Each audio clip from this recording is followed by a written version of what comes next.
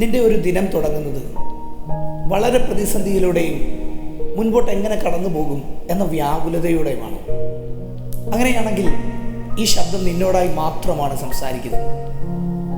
കഴിഞ്ഞ കാലങ്ങളിൽ അനവധി വിഷയങ്ങൾ നിന്റെ ജീവിതത്തിനകത്ത് വന്നിട്ടും നീ അതിൽ നിന്ന് പുറത്തു വന്നു. അങ്ങനെ ഓരോ പ്രശ്നങ്ങളിൽ നിന്നും പുറത്തേക്ക് വരികയും വീണ്ടും അടുത്ത വിഷയത്തെ അഭിമുഖീകരിക്കുകയും ചെയ്തു. എന്നാൽ ഇന്ന് നീ നിൽക്കുന്നത് സ്വയം പുറത്തു വരുവാൻ കഴിയാത്ത ഒരു വിഷയത്തിനുള്ളിലാണോ? ഭയപ്പെടേണ്ട, ഭാരപ്പെടേണ്ട. നിന്നെ സഹായിക്കാൻ ഒരുപക്ഷെ ആരും ഉണ്ടായിരിക്കില്ല. നീ ഇന്നലെ സഹായം കൈയഴിച്ച് കൊടുത്തവർ, നീ ഇന്നലെ നിന്റെ സമയത്തേക്കാൾ ഉപരിയായി മറ്റുള്ളവർക്ക് വേണ്ടി കിടന്നോടിയപ്പോൾ നാളെ ഒരു ബുദ്ധിമുട്ടിൻ്റെതായ അനുഭവം നിന്റെ ജീവിതത്തിൽ കടന്നു വരുമ്പോൾ അവരൊക്കെ ഉണ്ടാകുമെന്ന മാനുഷിക ചിന്തകൾ, അതൊക്കെ അസ്ഥാനത്തായിരുന്നു എന്ന് ഇന്നലെ കൂടി നീ ചിന്തിച്ചതായിരിക്കാം. ഭാരപ്പെടരുത്, വേദനപ്പെടരുത്. നമുക്ക് ജീവിതത്തിൽ ചിലപ്പോൾ ഒറ്റപ്പെടലുകളും മുൻപോട്ട് എങ്ങനെ കടന്നു പോകുമെന്ന ചിന്താഭാരങ്ങളും ഒക്കെയാകും നമ്മുടെ സുഹൃത്തുക്കൾ. ആരോരുമില്ലാത്ത സമയങ്ങളിൽ നിന്റെ കണ്ണിൽ നിന്ന് ഉതിർന്നു വീണ കണ്ണുനീർത്തുള്ളികൾക്ക് ഒരുപക്ഷെ ആർക്കും മറുപടി തരാൻ കഴിയില്ലെന്ന് നീ ചിന്തിച്ചിരിക്കാം. നീ കരയുന്നത് കാണുന്ന ഒരുവനുണ്ട്. നിന്റെ ജീവിതത്തെ നീ ആഗ്രഹിക്കുന്നത് പോലെ റീഡിസൈൻ ചെയ്ത് നിന്റെ കരത്തിൽ തന്നെ തരുവാൻ കഴിവുള്ള ഒരുവൻ.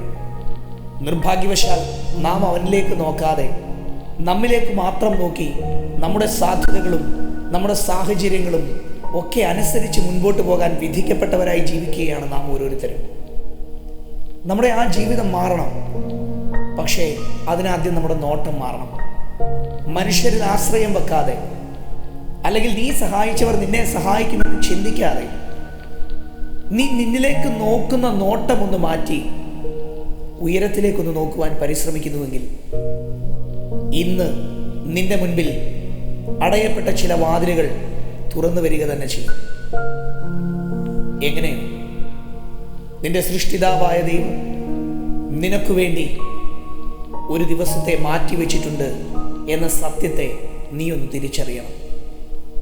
അങ്ങനെയെങ്കിൽ നമുക്ക് മുൻപിൽ തുറന്നു വരുന്ന വാതിലുകൾ അവനിലൂടെയാണ് തുറന്നു വരുന്നതെന്ന് നാം ഒന്ന് വിശ്വസിക്കാൻ തയ്യാറാകണം.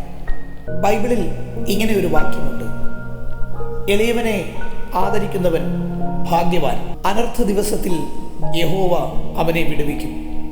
അതെ, ആരോരും നിനക്ക് കൂട്ടില്ലെങ്കിലും നീ കടന്നു പോകുന്ന ആ അനർത്ഥ ദിവസത്തെ മുൻപിൽ കാണുന്ന ദൈവം നിനക്ക് വേണ്ടി ഇറങ്ങി വരിക തന്നെ ചെയ്യും.